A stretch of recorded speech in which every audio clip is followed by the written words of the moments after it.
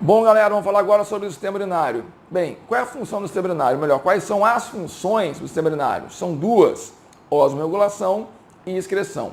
O que é osmorregulação? É o controle da quantidade de água no organismo. Sempre que aumenta a quantidade de água no organismo, esse excesso tem que ser eliminado. E quando falta, a gente tem que reter o máximo. Então, nós controlamos isso pelo volume de urina. Bebi muita água, faço muito xixi. Bebi pouca água, faço pouco xixi. Essa é a lógica. A primeira estrutura osmorreguladora que surgiu foi o vacúolo pulsátil. O vacúolo pulsátil é uma estrutura com função osmorreguladora. É como se fosse o rim lá do protozoário.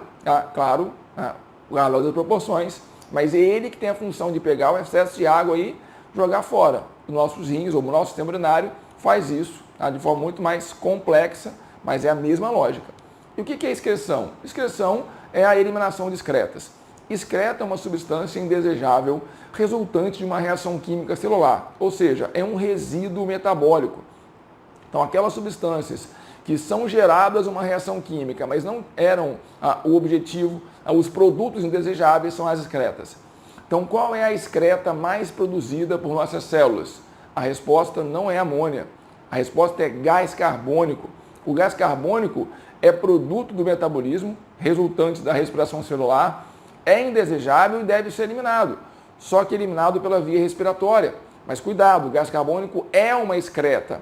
Quando a gente fala então do sistema urinário, nós pensamos nas excretas nitrogenadas, essas que estão aqui. Então olha só, as excretas nitrogenadas, amônia, ureia e ácido úrico, são derivadas de compostos nitrogenados, proteínas ou os aminoácidos, e ácidos nucleicos ou os nucleotídeos. Então, o metabolismo de proteínas e ácidos nucleicos ou de aminoácidos nucleotídeos vai resultar em resíduos nitrogenados, enquanto que todos os compostos orgânicos aqui, quando metabolizados, podem gerar gás carbônico, que também é uma excreta, mas eliminado pela via respiratória. Tá, com relação às excretas nitrogenadas, o que nós temos que entender? Há 3 tipos de excretas: amônia, ureia e ácido úrico. Cada uma tem uma característica peculiar com relação à toxicidade e à solubilidade. A amônia é muito tóxica e é muito solúvel, por isso que não é possível acumular amônia. Então ela tem que ser produzida e eliminada rapidamente. Mas como ela é muito solúvel, implicaria na perda de muita água, de modo que só animais que vivem na água podem excretar amônia. Então, todo animal que excreta amônia é aquático, mas nem todo aquático excreta amônia. Então, quem são os animais amoniotéricos que excretam amônia? Invertebrados aquáticos em geral e os peixes esqueleto ósseo também em sua maioria. Beleza? Nós, mamíferos, excretamos ureia. Então, nós transformamos a amônia em ureia. Essa transformação, no nosso caso, ocorre no fígado, por um processo chamado ciclo da ureia. Então, 2 moléculas de amônia mais um gás carbônico vão reagir, gerando uma ureia e uma molécula de água, beleza? Então, esse processo, que é o ciclo da ureia, ou o ciclo da ornitina-ureia, ornitina é um dos compostos que faz parte do ciclo, ocorre no fígado. Então, o fígado pega a amônia, gerada pela célula, converte isso em ureia, joga no sangue. E nós, então, eliminamos a ureia como substância principal na urina.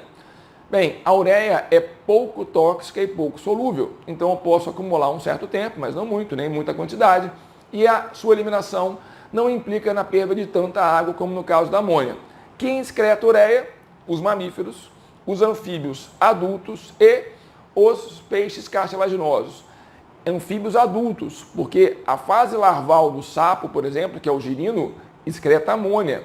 Então, o girino, que é a fase larval dos anfíbios, excreta amônia. É animal amoniotérico. O adulto excreta ureia, é um animal ureotérico. Ok? Sendo que aves, répteis e insetos excretam ácido úrico. Então, eles produzem um ácido úrico, que é uma substância atóxica e insolúvel.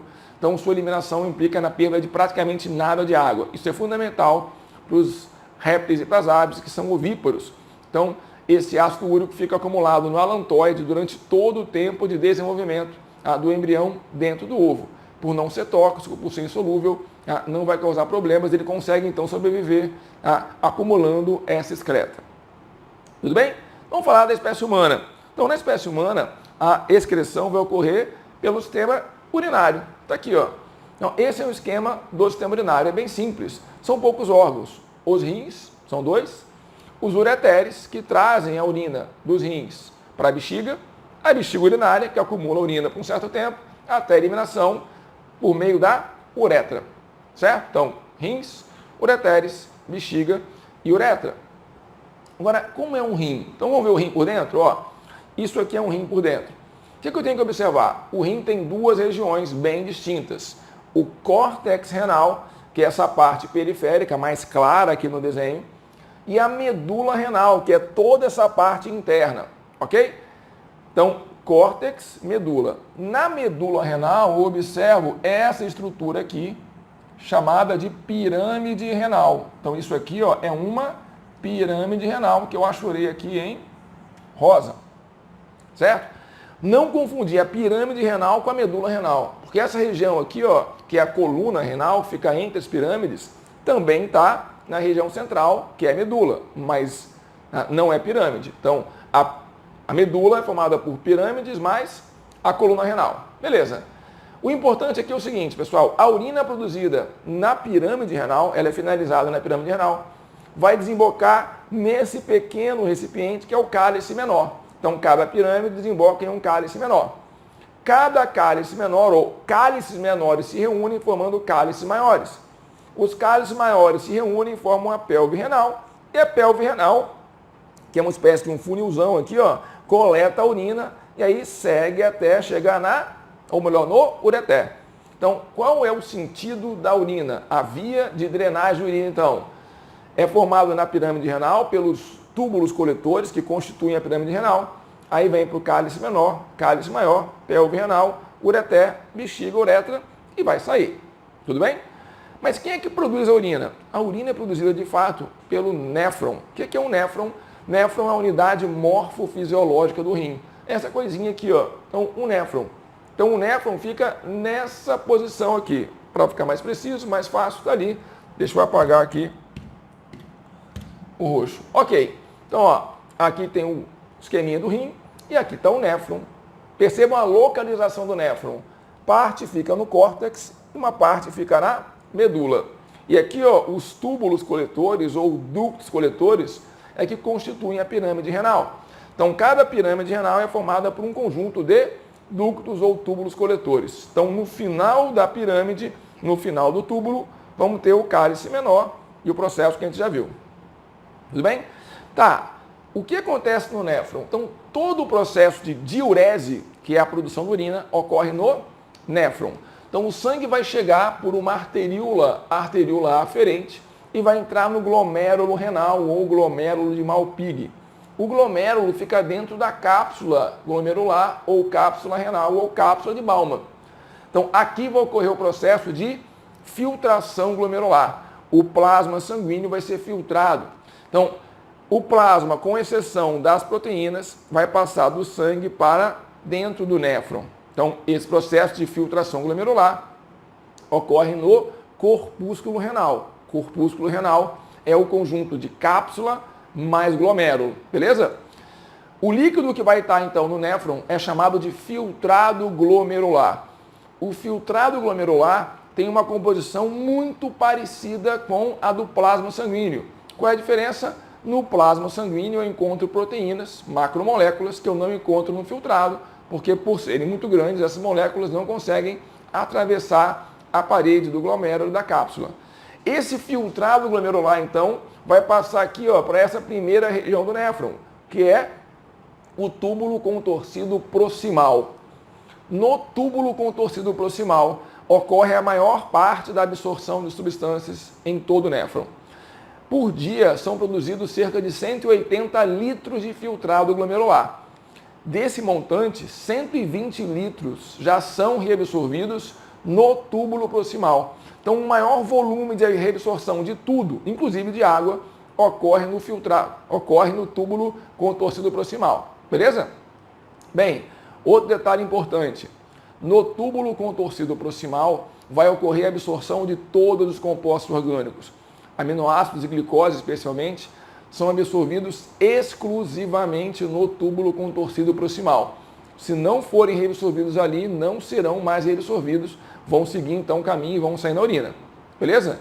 É o que ocorre, por exemplo, na pessoa que tem diabetes mellitus.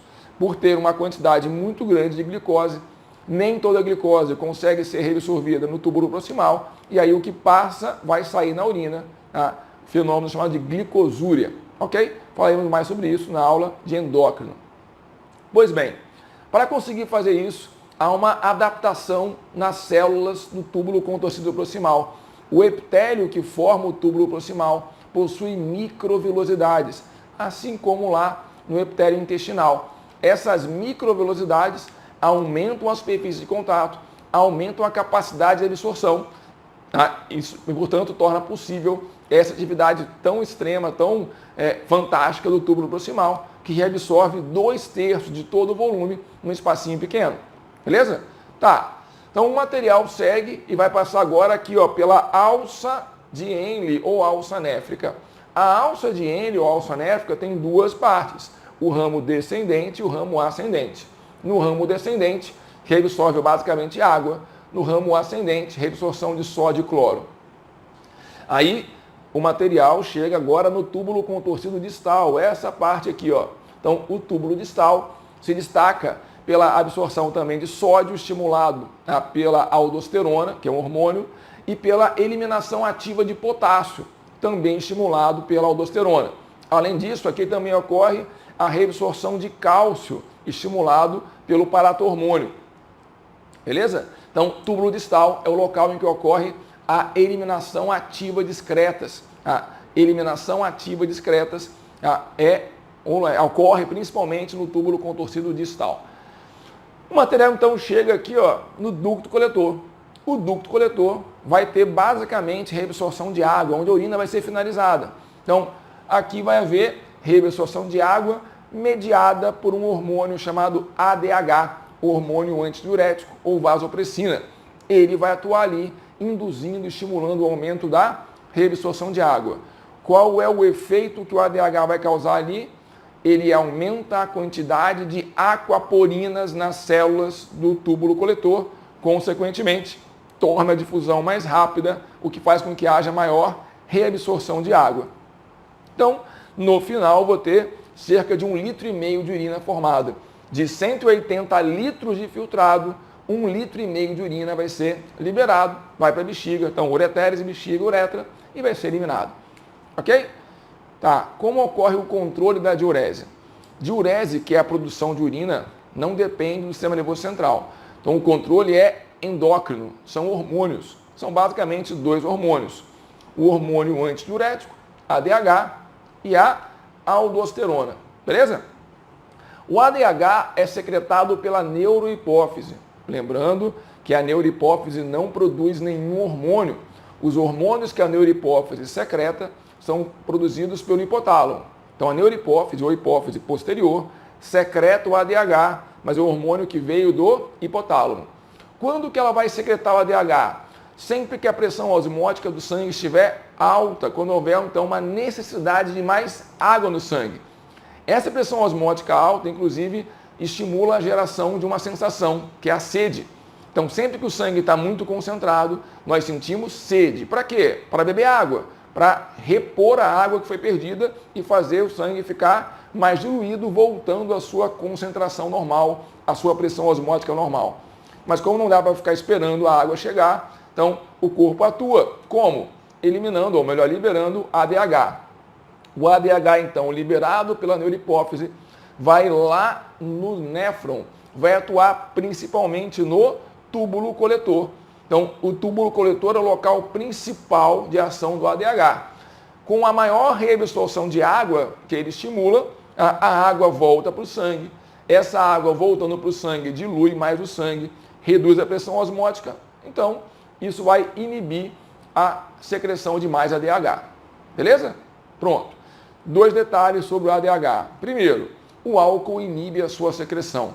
Então, por isso que ingerir álcool faz com que a pessoa aumente a diurese.